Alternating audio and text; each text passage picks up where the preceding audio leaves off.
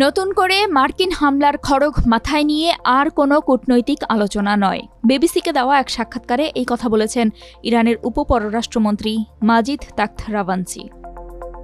তিনি বলেছেন, মধ্যস্থতাকারীদের মাধ্যমে ট্রাম্প প্রশাসন জানিয়েছে আলোচনায় ফিরতে চায় তারা, কিন্তু আলোচনা চলাকালে নতুন করে হামলার মতো অত্যন্ত গুরুত্বপূর্ণ প্রশ্নে যুক্তরাষ্ট্র এখনও তাদের অবস্থান পরিষ্কার করেনি।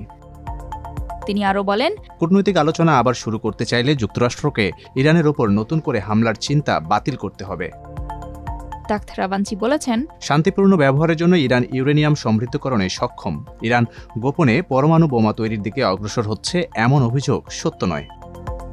তিনি আরও বলেন, গবেষণা কর্মসূচির জন্য ইউরেনিয়াম সামগ্রীতে প্রবেশাধিকার পায়নি বলেই ইরানকে নিজের সক্ষমতার উপর নির্ভর করতে হয়েছে।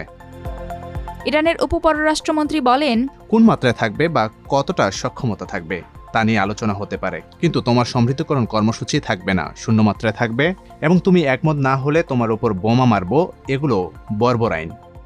তাখত রাভানচি যুক্তরাষ্ট্র ও ইসরায়েলি হামলার হাস্যকর অনুমোদন দেওয়ার জন্য কয়েকজন ইউরোপীয় নেতার সমালোচনাও করেন। তিনি বলেন, পরমাণু কর্মসূচির জন্য যারা ইরানের সমালোচনা করে তাদের বরং ইরানকে কিভাবে বিবেচনা করা হচ্ছে তার সমালোচনা করা উচিত, এবং যুক্তরাষ্ট্র ও ইসরায়েলের সমালোচনা করা উচিত। তাদের যদি আমেরিকাকে সমালোচনার সাহস না থাকে তাহলে চুপ থাকা উচিত, আগ্রাসনের যৌক্তিকতা খোঁজা উচিত নয়। তিনি বলেন, আমরা যুদ্ধ চাই না, আমরা আলোচনা ও কূটনীতি চাই, কিন্তু আমাদের প্রস্তুত থাকতে হবে, সতর্ক থাকতে হবে, এবং আবারও নতুন করে বিস্মিত হওয়া যাবে না। গত 13 জুন ইরানে সামরিক অভিযান শুরু করে ইসরায়েল। তার দুদিন পরেই ওমানের রাজধানী মাস্কটে যুক্তরাষ্ট্র এবং ইরানের মধ্যে 6ষ্ঠ দফার আলোচনায় বসার কথা ছিল, কিন্তু তারপর যুক্তরাষ্ট্র নিজেই সরাসরি এতে জড়িয়ে পড়ে এবং ইরানের কয়েকটি পরমাণু স্থাপনায় বোমা হামলা করে মার্কিন বোমারু বিমান।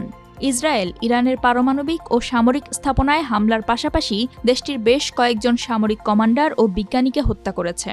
তাদের অভিযোগ ছিল তেহরান পারমাণবিক অস্ত্র তৈরির দ্বার প্রান্তে পৌঁছে গেছে।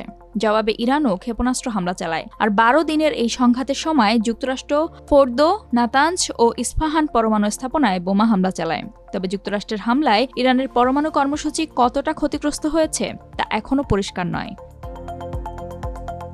প্রেসিডেন্ট ডোনাল্ড ট্রাম্প ইরানের পরমাণু স্থাপনা পুরোপুরি ধ্বংস হয়েছে দাবি করলেও আন্তর্জাতিক আণবিক শক্তি সংস্থা বা IAEA এর প্রধান রাফায়েল গ্রোসি বলেছেন, যুক্তরাষ্ট্রের হামলায় স্থাপনা মারাত্মক ক্ষতি হলেও পুরোপুরি ধ্বংস হয়নি। গ্রোসি আরও বলেছেন, ইরান কয়েক মাসের মধ্যেই আবার ইউরেনিয়াম সমৃদ্ধকরণ শুরু করতে পারবে।